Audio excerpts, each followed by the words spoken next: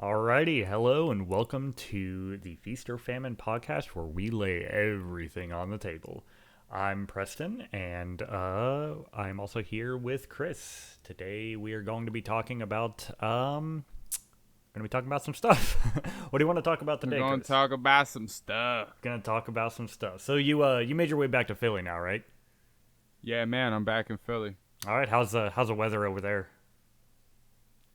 It's shitty. Yeah, It's like same here. the devil just opened his front doors and let it all out. Oh yeah, right on top of exactly. Philly. Yeah, right down here in Texas too. It's the devil's asshole right now. It's not super pleasant, not super pleasant. But Not pleasant. that's summertime for you. That's summertime for you.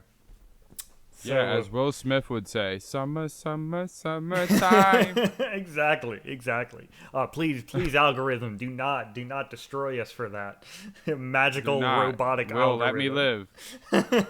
Will Smith will personally come to your house and knock down your door and steal all of your equipment just for quoting his song. How dare you? My equipment's not worth anything to Will Smith, so shout out to Will Smith. So, you made your way through Texas and LA before. Do you have any plans to go through any other cities? Do you think in the near future? Kind of. Yeah, man, next stop is Sacramento / San okay. Fran. Okay, all right. That's I'm flying out there the 7th. Oh hell yeah! So of July. 7th of July. All right, cool. For those of you who don't know, by the way, we're recording these episodes a little bit ahead of time, so they're not always going out the exact time. So by the time this airs, you probably will actually be in Sacramento. So, or San Fran. So that'll be exciting. Shout out to San Fran. I have actually never been. At some point, I'd like to go to probably maybe not San Fran, but Sacramento and a couple other places in California, especially Northern California. I'm going to Folsom, California. Okay. They have an Ace Hardware there, American River Ace. They carry our WhiteBullsBBQ rubs, so I'm gonna go out there and promote it. Okay. And just cook for them and do the damn thing. Have a good time doing it and see my people out there. I got a good fan base out there, so shout out to them if they're listening. Hell yeah. Grow it on the West Coast and grow it on the East Coast. And then, you just keep growing it and it'll all meet in between. Texas is really where I'm going to land, though. I'm calling it now. Oh, hell yeah. No, Texas is a great place to land. I mean, there's a reason why Elon Musk ended up over here. You got pretty much everything in Texas. I mean, it's basically its own country at this point. The only reason why they absolutely. There's so much in Texas, and I mean it's bigger than most countries.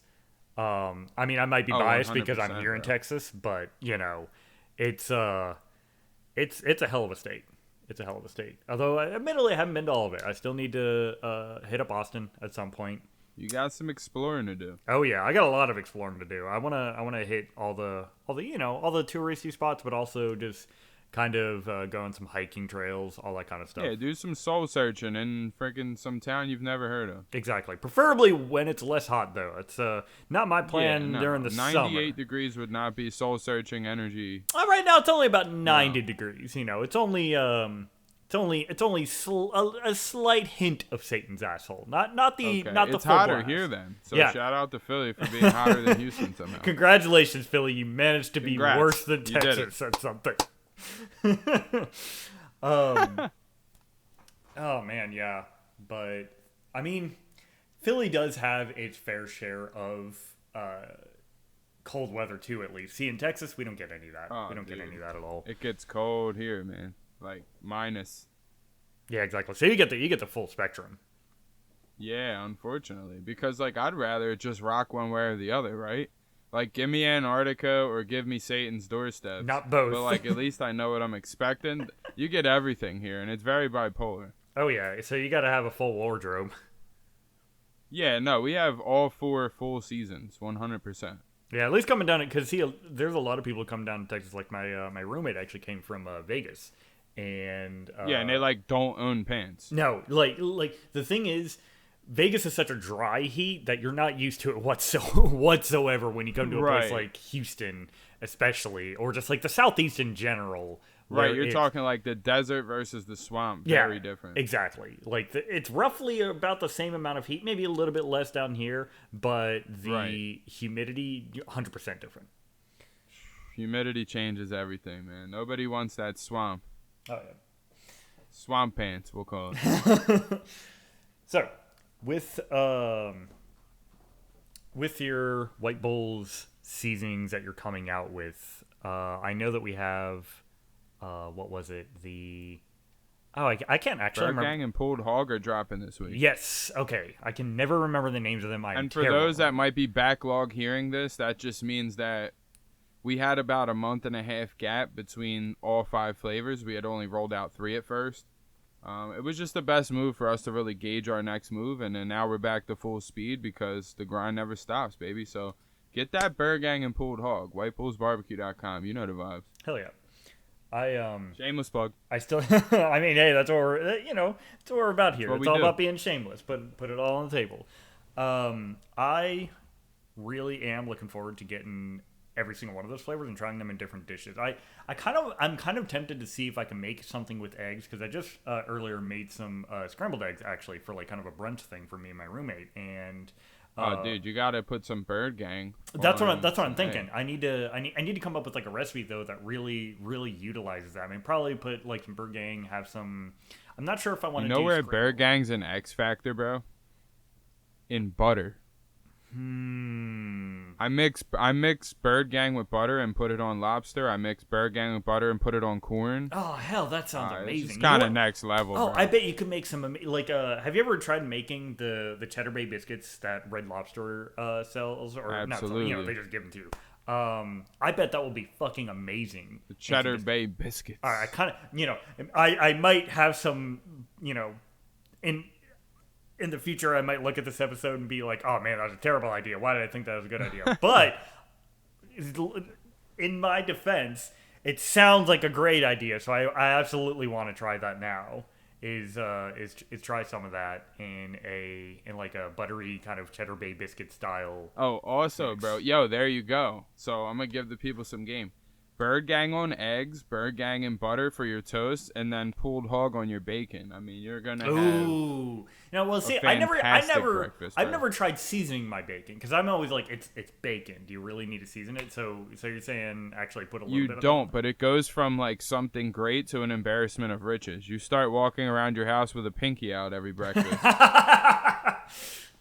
It's like you've unlocked a portal to greater bacon, which doesn't sound like something that's achievable, right? I mean, yeah, because it's bacon. Very achievable with Pulled Hog. All right, now you're getting me hyped up. I swear to God, there's been memes made about this, dude. If I make this and I am disappointed, I'm coming for you, man. I don't care if I have to walk up to Philly. You can kick me in the nuts if you don't like it. If that's not somebody standing behind their product, what is it? Yeah, exactly. All right. If I'll take that bet. I'll definitely take that bet. Listen, I got nothing to there's lose. a pig on the cover of Pulled Hog smoking a spliff. We're pretty much sure that this is a badass rum. All right. I'll take your word for it. I definitely do need to try that, because thus far I've really been trying to experiment with the taco uppercut, because I always feel like taco seasoning is too often relegated to just a kind of taco thing. But I mean, for one, I mean, it's a barbecue style rub that you came up with, so obviously it's meant to be used in other things. Yeah, so I can definitely advocate it's good on carne that. asada, but it's also good in sour cream as a taco dip. Ooh, it's very versatile. I did not think about that. Holy crap! Now I need to try that. Make a breakfast egg, like an egg burrito, right? And then put a little bit of taco uppercut and some sour cream, and just kind of put that on your taco. I'm absolutely gonna do it. Some fresh tortillas. Oh fuck yes! That would be some Tex-Mex so shit Preston, right tell there. them where you work. Tell everybody where you work. You have a wealth of barbecue and Tex-Mex buyable things at your fingertips. Oh, that's true. That's a lot of them might not. My daytime job at the moment, I do work at HEB. Shout out to HEB. Absolutely fantastic company. I'm extremely happy to work for them. Great company. Oh yeah, no, absolutely great. They treat their employees super well, and I think that's a thing that a lot of people don't really it's pay a lost attention essence. to. Yeah, it's a lost essence, and I mean, it's kind of the essence of what companies used to be.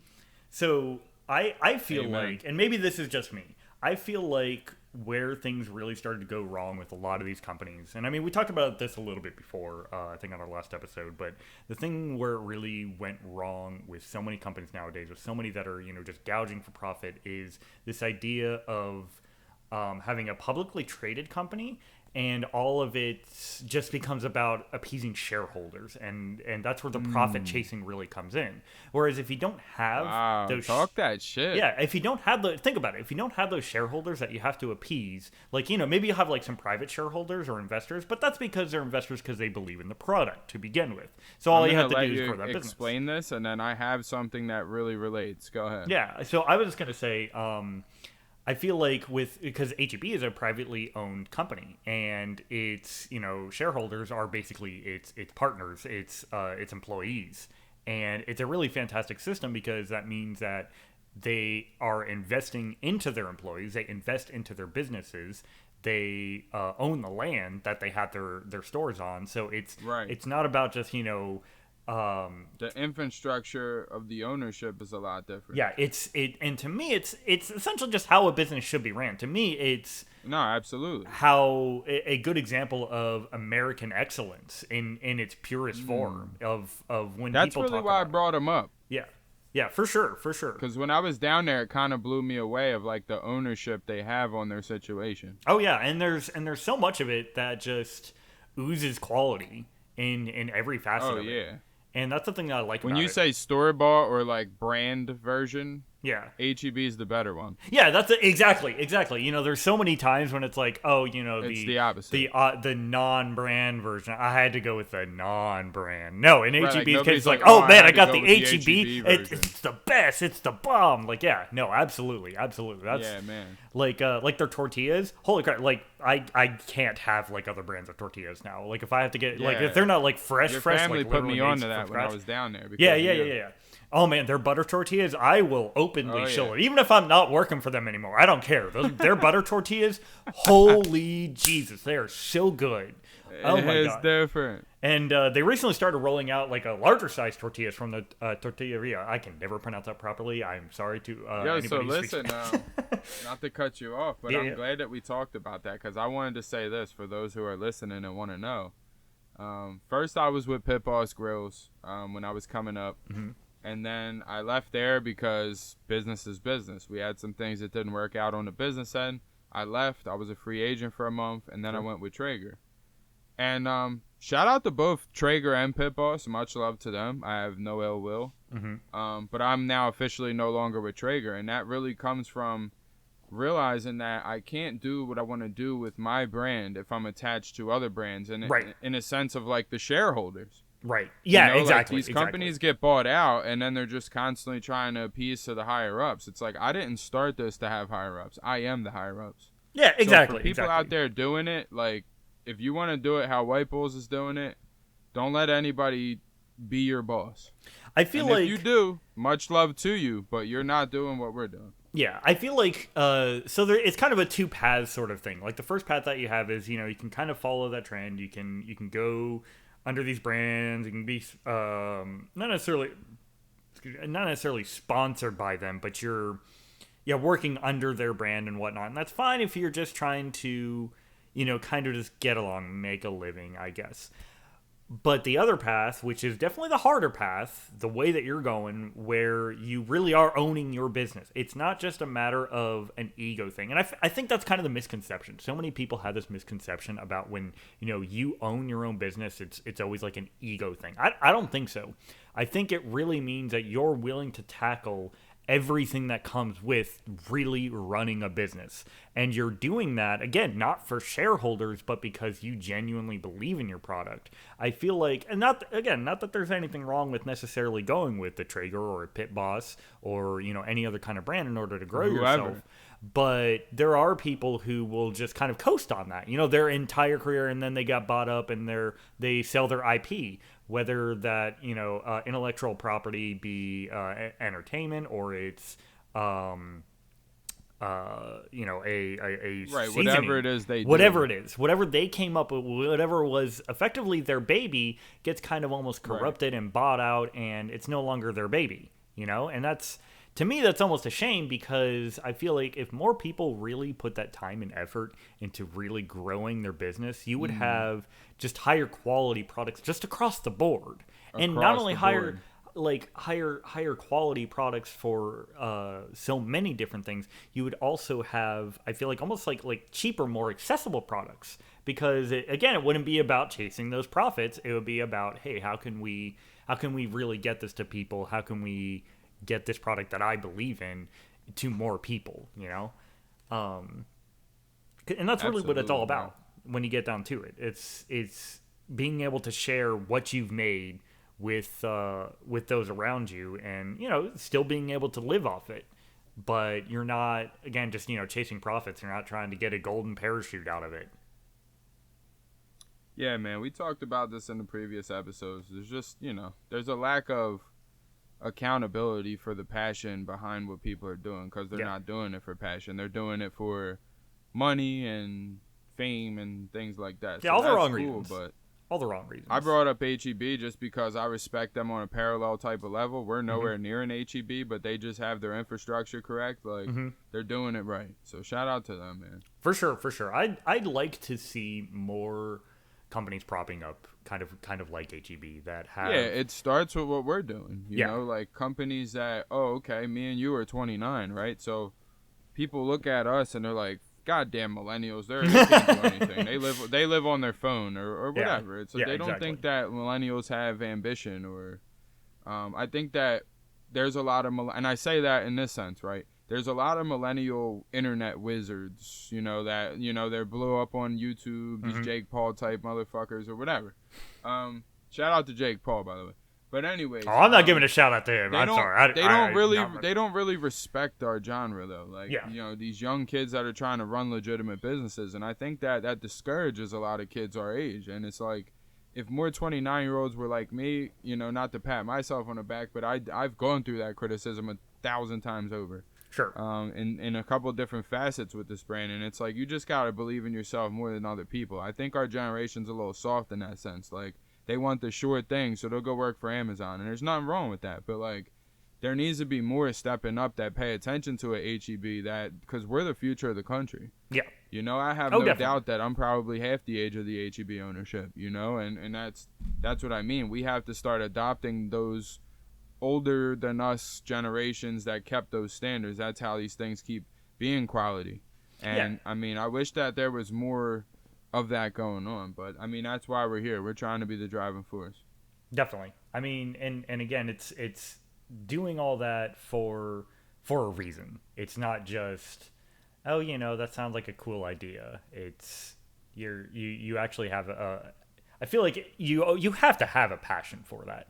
But I feel like there's a lot more people who are passionate about various different facets of their lives, but that passion often gets very repressed almost, or suppressed, or whatever wording you want to use. Absolutely. Because there's just such a societal pressure to become a Jake Paul, a person, a YouTube star or something like that. Right. You have to. There's this. You're pigeonholed. If you're not Jake Paul, you're not successful, and that's just absolute bullshit. It's like, you don't have several million Instagram followers. Oh, you only have 8,000 subscribers on YouTube. You're a loser. It's like, exactly. You know how many people have 800 that never cross that threshold?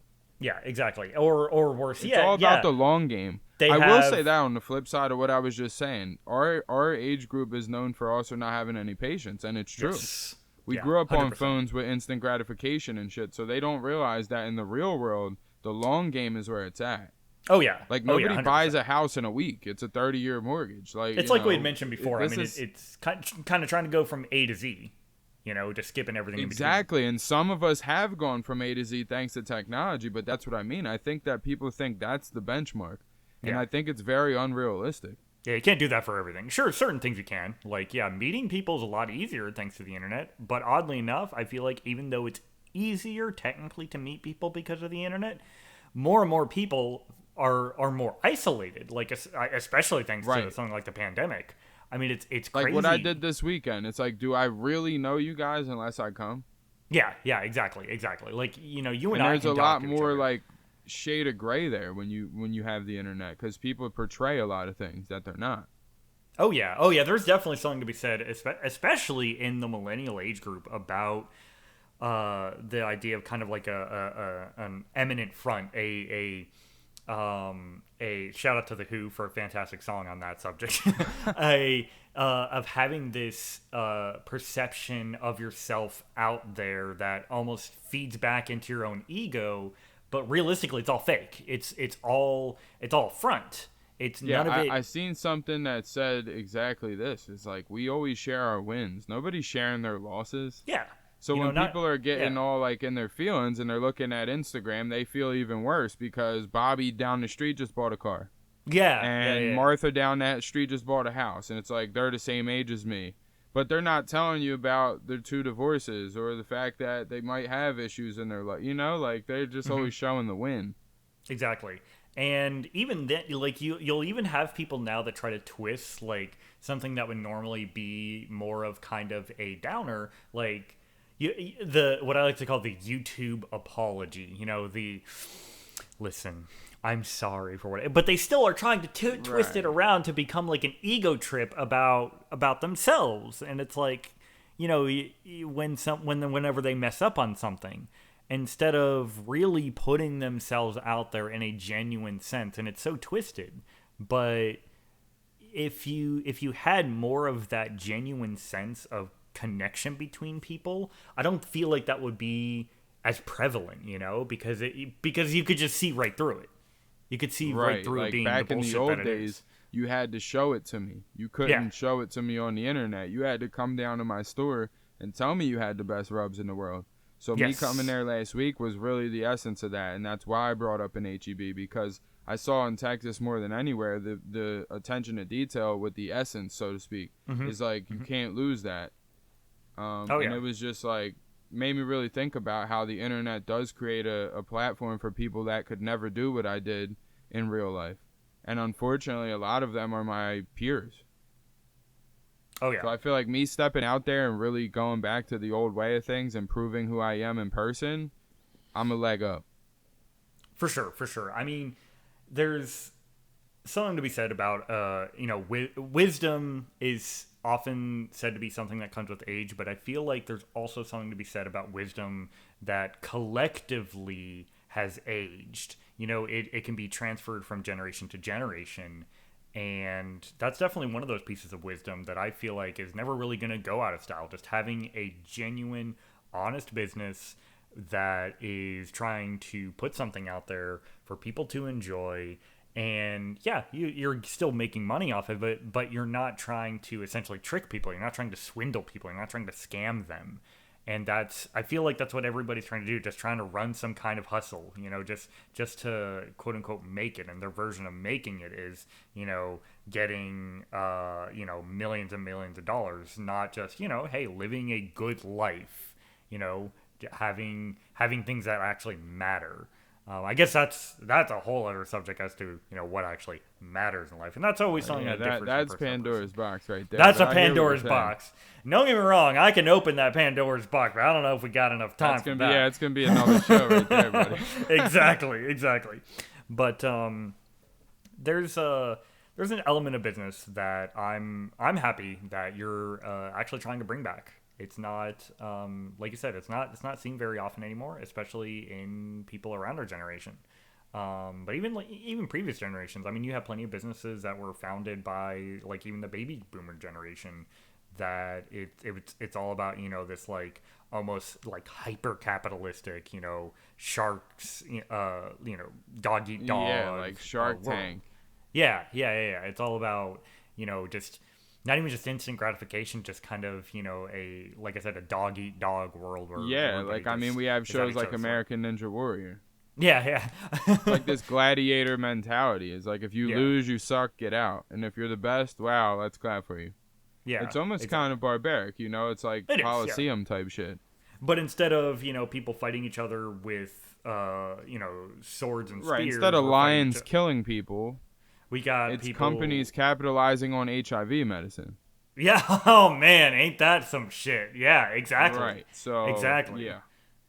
Oh man, yeah. You have pharmaceutical companies out there that don't give a shit about people, and it's like, man, how can you be in a business like the healthcare business and not even, lower prices for something that literally saves life just a little Yeah. bit? No, it's Well, all I about mean the that's a profits and little the too shareholders. deep, but I hear you, bro. It's a crazy world. It really is true though that there's this thing called hypercapitalism. Like it's Oh yeah. one thing to be a capitalist, and then it's another thing to raise medication prices 800 times. You know, it's just Just insane. Just to because you can. just because you can. Yeah, exactly. Literally just because you can Just make that because you money. can, and there's just no dignity behind that. So I try to No. find a moral compass with this brand where everyone's happy, and it Yeah. really is about the customer, and it really is about the culture, man. So I'm happy to bring these two flavors back, and Hell yeah. it's gonna be a great July. Yeah, what were the name of the flavors again? I keep forgetting them. But also, for the audience out there. Bird Gang for poultry. Shout out to the Bird Eagles, Gang. and pulled hog for pork.